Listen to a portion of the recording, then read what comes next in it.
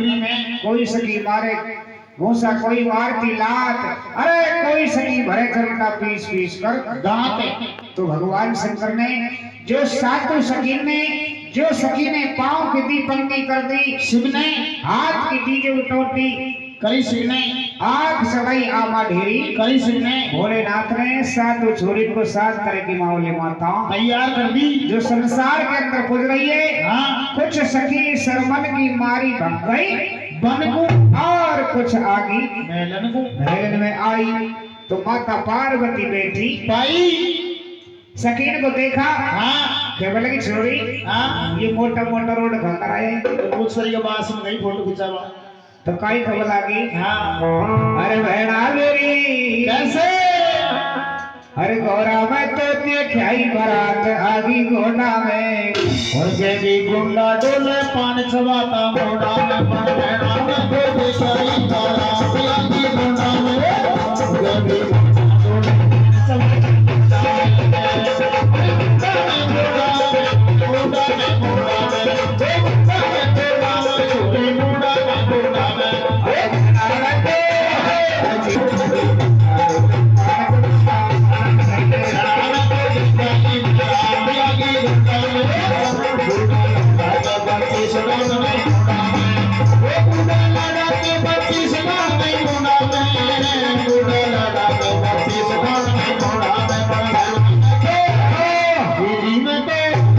सकिया में तो दिखाई आगे गोला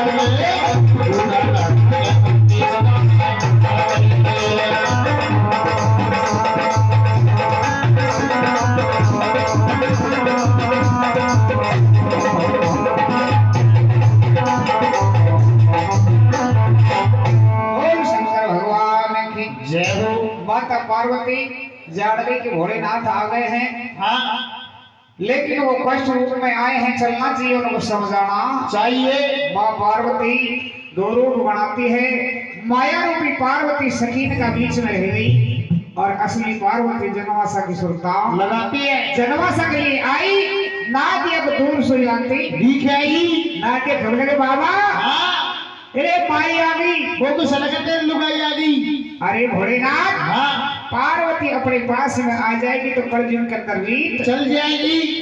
भगवान शंकर ने सतयुग के अंदर लगाया गंगा का पर्दा, आज इस कलयुग में लगाते हैं कपड़े का पर्दा। भोलेनाथ कहने लगे पार्वती हाँ, या तो तू यहाँ से उल्टी चली जा और नहीं मैं तुझे तेल छड़ी छोड़ जाऊंगा। भोलेनाथ की बात सुनी। माँ पार्वती जान गई कि ढोंगी बाबा जी है, लहरी बाबा जी है। बहुत समय बीत गया इसके भजन करते करते, जब तो आज ये जाने के लिए आया है। अगर आज भी रूस करके चली जाए तो और जाने मिलेगा नहीं मिलेगा। तो माँ पार्वती अपने महलों के लिए आती है। भगवान शंकर ने अपना 5 दो का नाद बजाया। 33 करोड़ देवी देवता सारा जनवासा घेरा कर लिया। विष्णु भगवान कहने लगे कि महाराज नहीं दिए तेने हमको कैलासन में, मांडो नहीं दियो हेमा नगरी में, जनवासो। बताइए हमारा जनवासा कहाँ है? बैठ जाओ शीर्ष को फांसान में, शीर्ष को फांसान में, यही जनवासो। तो भगवान शंकर जैसा भगवान भोलेनाथ ने विश्वकर्मा जी को हुक्म दिया, हाँ, जैसा देवता वैसी कुर्सी तैयार कराई और ऊपर चांदी की छाल छवाई। सारे देवी देवता बैठ गए।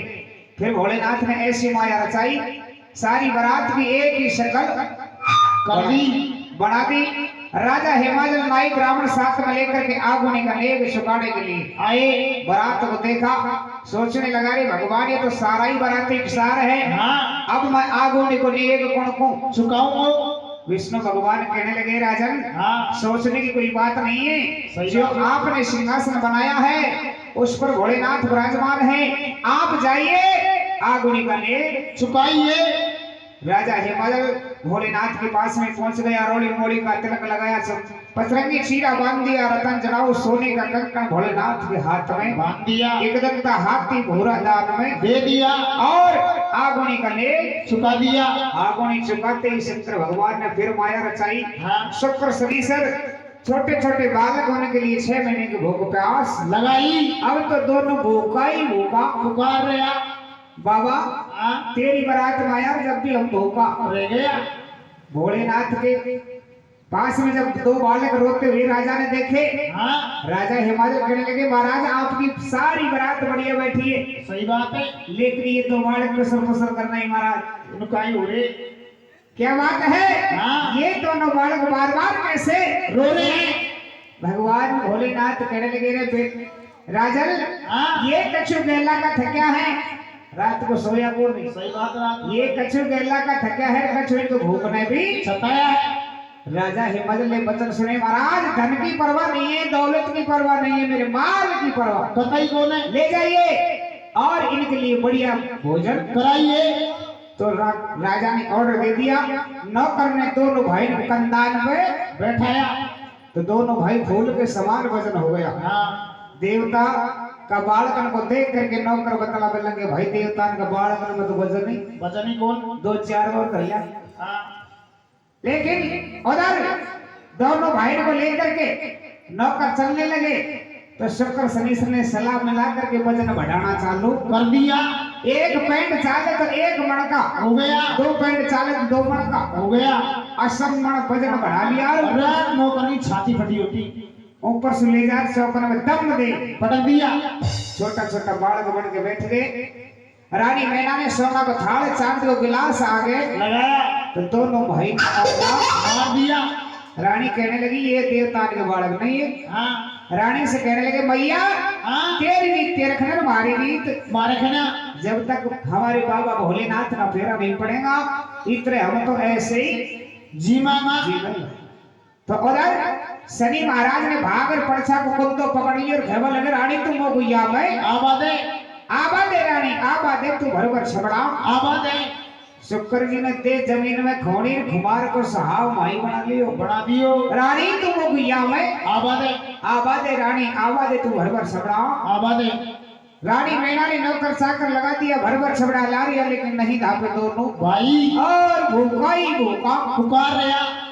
नौकर हाथ जोड़ करके रानी के पास में पहुंच गए। कहने लगे भैया हाँ। ये कोई देवता का बालक नहीं है। ये तो जिंदन का बालक आ गया।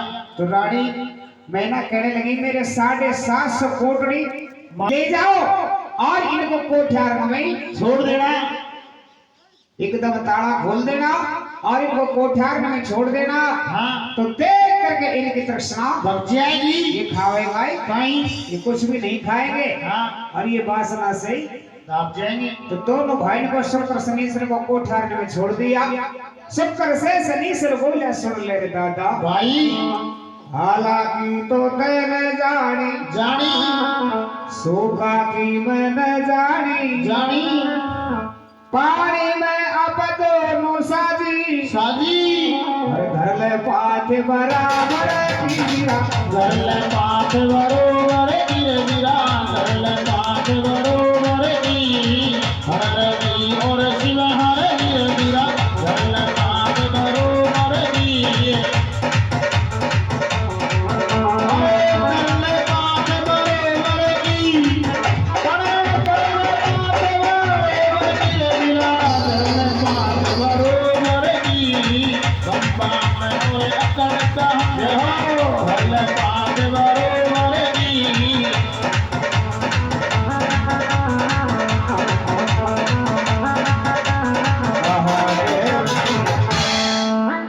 750 कोटड़ी मिठाई भी खा गया। आ गया।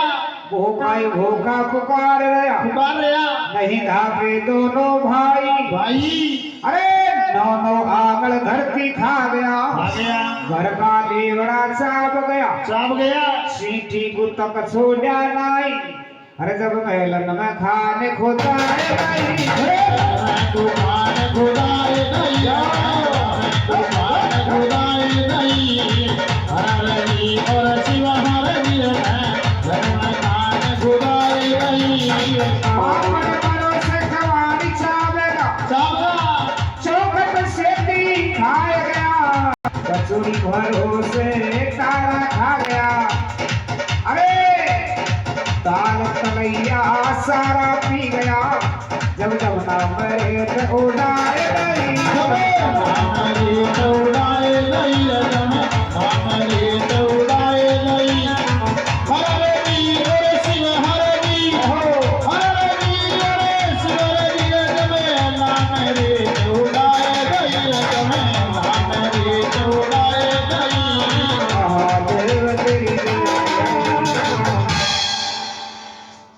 ने सुपड़ा साफ करके हाँ। और दोनों भाई रोता हुआ शंकर भगवान के पास में पहुंच गया। भोलेनाथ ने जब दोनों बालक सामने रोते हुए देखा, कहने लगे बेटाओ क्या बात है, हाँ क्या रानी मैना ने आपको भोजन नहीं कराया? नहीं कराया। कहने लगे भोलेनाथ से कि महाराज तो भोजन की खेले के तहते रस्तोई गलत जगह। राजा गया घरा किया कि रानी दो गाल पे थप्पड़ मारा, कुछ खाने को दिया नहीं। इतनी बात छोटे छोटे बालकों के मुंह से राजा ने सुनी। राजा हेमल के तुरंत ही पारा पलट गया और खंजर हाथ में ले लिया, खींच लिया, रानी के पास में महल में पहुंच गया। रानी अरे फूटी सी आंडी और कोना मेड़ी और पड़ी। किसे पड़ी? जब डोगरी पड़ी देखो अलग ही बैठी हुई है डोगरी। रानी मैना हाथ जोड़ करके खम्भ की ओर से कहने लगी, क्या बोली? महाराज क्या बात है? हाँ अरे रानी मैना, आज ये तेरा शीश नहीं या मेरा अंदर नहीं। रानी तेने तो मेरी गहरी जात बिगाड़ी है। देवता ने का तो बालक महल में भोजन के लिए भेजा, उनको तेने भोजन नहीं कराया। रानी मैना हाथ जोड़ करके कहने लगी, ठीक है महाराज, लेकिन एक बार मेरे कहने से आप महल जा करके देखिए। तो राजा हिमाचल ने महल जा करके देखा, तवाड़ा खा करके गिर गया और अपनी बेटी पार्वती को पूछने लगा, कहने लगा, कहीं बोला? अरे बेटा हाँ पियर में पटपड़ो तेने कर दियो।